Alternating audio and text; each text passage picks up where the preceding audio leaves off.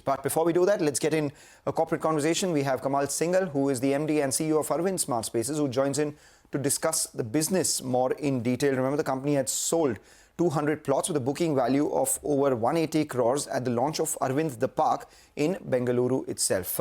Kamal, thank you so much for joining in. I just wanted to know, from the last time you joined in to now, what have been the bookings? Because in this quarter, you were expecting, to end this year with the bookings of almost 14 to 1500 crores. With this 180 crores, where does your overall bookings for this year stand at so far? And how far are you from the 14 to 1500 crore target?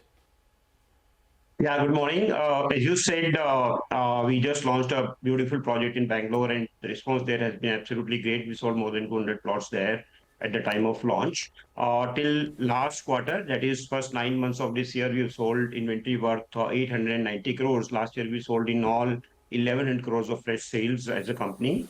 So we clocked growth of around 15% there. Bare minimum, we should be able to achieve this growth for the year as a whole, because as we discussed last time as well, there are a couple of launches which might slip into Q1 of next year, and hence general growth trend of 25 to 30% might be more like 15 to 20% this year. But having said, this is just a slip of a quarter, and hence this should get pent up sales coming in the first quarter of next year. So this year you'll end with a number of close around 1200 crores of bookings? Should be more than 1200. So we are still hoping that we should be able to clock a growth of around 15 to 20%. Yes. All right, 15% or 15 to 20% over last year would take you around 1300 to 1350 odd crores as well. But you said that a lot of it would slip into the next year, and so it's not,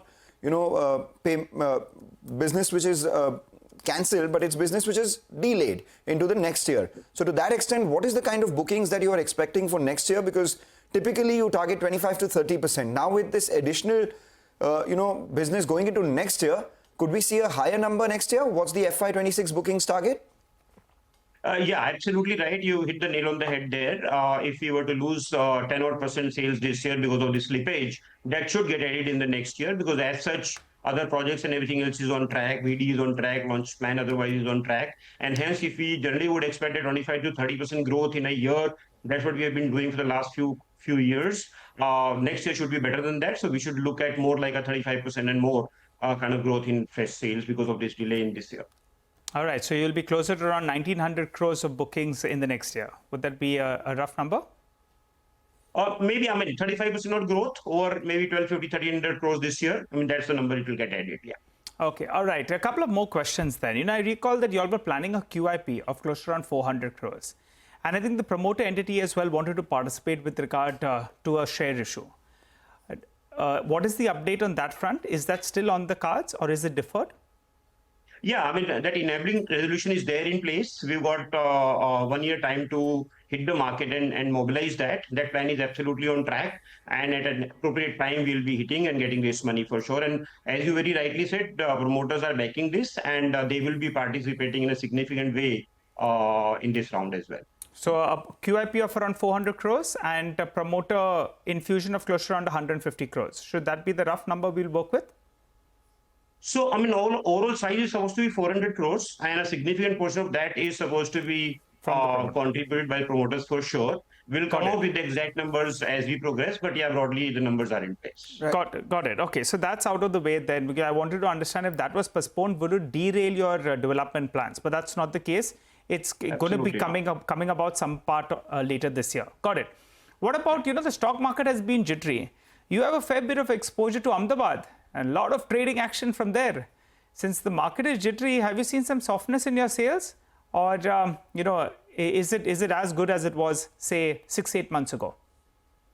So we have been seeing quite a healthy response to all our launches. This has happened to the last launch as well. Ahmedabad has done absolutely great for us. By the way, apart from Ahmedabad, our company does almost like 50% of business from a city like Bangalore. That is very strong. It's moving, doing pretty good for us consistently. And hence we see that the macro drivers are all in place. There'll be some small fluctuations coming here and there, short-term ones. But generally the housing demand and on ground feelers that we get are pretty strong and good. What is your launch pipeline for next year? Because this year you said that some of the launches have been delayed. Earlier you were working with a target of 2,500 to 3,000 crores next year. If some slips into next year, then what do you end this year with the number of launches that you have, and what's your next year target? So, I mean, very rightly said once again, if you were to look at these 2 years as a block, idea is to launch at least 4,000 to 4,000 crore rupees of inventory. Putting together these 2 years in one block, we should be able to achieve that. So the numbers which we are slating this year obviously will get added next year. So both in terms of fresh sales and the launches, this will add up to what we expected otherwise for the 2 years put together. All right, just a final question before we let you go. You wanted to end this year with 1,000 crore collection. Where do you stand on that target? What's your target for next year? And with the QIP planned of close to around 400 crore rupees, like you pointed out, you said that you have around 800 crores of free cash on your books. And, you were looking to fund any sort of expansion via 300-400 crore of debt as well. So if you're going ahead with the QIP, then maybe you might not need the debt. Or would you still consider debt raising along with the QIP? Sure. So collections are very healthy. We've already seen a growth of more than 10% in collection in the first 9 months, and we collected 750 crores. So we're inching closer towards 1,000 crores, as you said. So broadly on track, plus minus a little bit here and there. On the launches, as you said, if you could repeat the second part of your question, please. No, the second part was that you have 800 crore of cash on your books. You Yeah. had earlier said that you will look to target around 300 to 400 crore worth debt raising. But now that you're going ahead and doing a QIP of 300-400 crores, should we assume that there won't be any debt raising and the capex would be funded by the 300-400 crore QIP that you're raising? So the capital strategy has all the three components which are active. QIP is one of them. Debt, I mean, the company is broadly at a net debt level, debt free at this point, and also the internal accruals are pretty healthy. So all these three things put together is the plan that we want to invest, and that adds up to around 1,000 to 1,200 crores. So all these three components put together are giving us around 1,000 crore rupees of immediate investments in the coming year. All right, take that point. Thank you so much for joining in, and wish to speak to you post your fourth quarter numbers as well once you have better clarity on how the numbers for FY25 had been and outlook for FY26 as well, Kamal. Thank you for joining in.